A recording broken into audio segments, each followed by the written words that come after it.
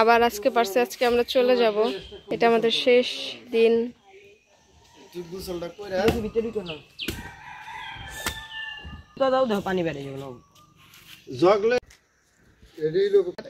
আমরা এই 3 দিনে যে পরিমাণ ডাব খাইছি, এগুলো যদি বেচা যেত তাহলে মনে হয় অনেক ভালো একটা অ্যামাউন্ট পাওয়া যেত। আজকে আবার যাওয়ার দিন, এইটা আবার পারা হয়েছে।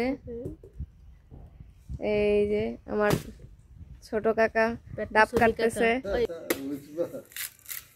এরপর আমরা একটু বাড়ির পিছনের দিকে যাচ্ছি, কারণ আজকে আমরা চলে যাব। আর পেছনের দিকে আসাই হয় নাই, কারণ এদিকে সম্পূর্ণ মানে জঙ্গল, মানে বাগান আর কি, সুপারি ক্ষেত্রে, সুপারি বাগান। তো এই আর কি আমরা দেখতে আসছিলাম, তাকে নিয়ে দেখাতে আসছিলাম। আর এখন আমরা চলে যাচ্ছি আবার সামনের দিকে। যে মাতারি কিতা হরে, আজকে আমরা শেষ সময়ে একটু বসে চিল করতেছি বাড়ির পিছন সাইডে, কাকার বাসার পিছন সাইড। এটা উফ, একটু বাতাস। আমার মনে হচ্ছে ঢাকায় গিয়ে আমার অনেক বেশি ফাপড় লাগবে 4 দেয়ালের মাঝে, কারণ এই কয়টা দিন একদম খোলা আকাশের নিচে, গাছপালা আশেপাশে সব কিছু তো ঘুরে বেড়াইছি। এখন মনে হচ্ছে যে 4 দেয়ালের মধ্যে আবার গিয়ে আটকাবো, তখন মনে হইতেছে ফাপড় লাগবে। তবে আবার গিয়ে ওখানে 2-1 দিন চলে গেলে আবার নর্মাল হয়ে যাবে। বাট এই যে পরিবেশটা, এটা অনেক মিস করব। এরকম পরিবেশ তো আর পাওয়া যায় না সবসময়। যাই হোক, আলহামদুলিল্লাহ। এই যে আমরা এখন গ্রামের আমবত্তা খাচ্ছি। আমবত্তা, ক্যাঙ্গারু। এই দেখেন একটা ক্যাঙ্গারু, এটা আমাদের ক্যাঙ্গারু, অনেক ঝাল ক্যাঙ্গারু। এই যে আমবত্তা খাচ্ছে। তারছি আমি কতগুলা তেজপাতা পারছে, তেজপাতা গাছ। এটা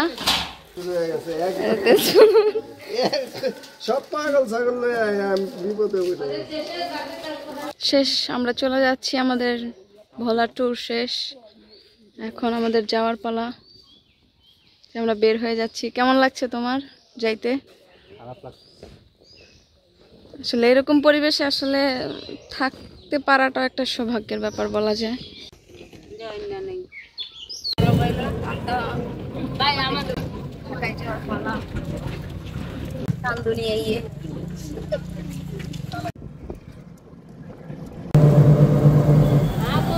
টাটা।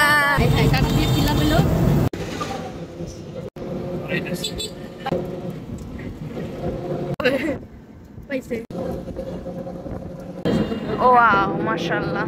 এখানে চাষ করে, মাছ চাষ করে।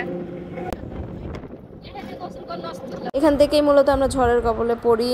প্রচন্ড ঝড় শুরু হয়, বাতাস, তারপরে হচ্ছে বৃষ্টি শুরু হয়ে যায় কিছু দূর না যেতেই।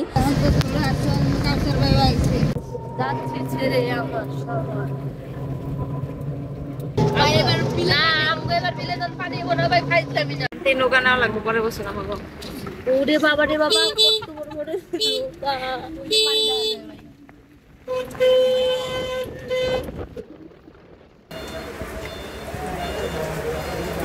এই হচ্ছে আমাদের লঞ্চ।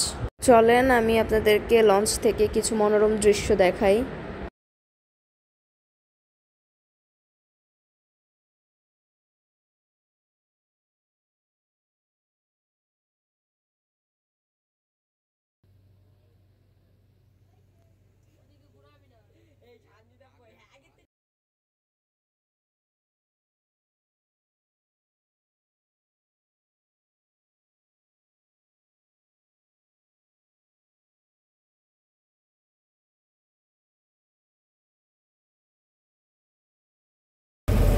নেই দাঁড়া, আমরা লঞ্চে চানাচুর খাচ্ছি। এই যে আর একটা চর, এগুলা ছোট ছোট চর, জোয়ার ভাটায় উঠে আবার নামে। এত সুন্দর পরিবেশ রেখে যে চলে যাচ্ছি, আবার আসতে পারবো কবে, কবে আসবো, এই সব কিছু নিয়ে বসে বসে ভাবছিলাম। আর এই দৃশ্যগুলো উপভোগ করছিলাম। এত সুন্দর দৃশ্য আবার কবে দেখার সৌভাগ্য হবে আল্লাহ ভালো জানেন। তাই আর কি সেগুলোই বসে বসে চিন্তা করছিলাম।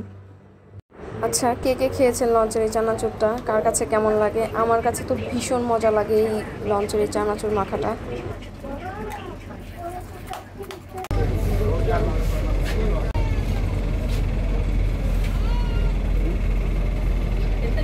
বোম্বাই জল নেবো?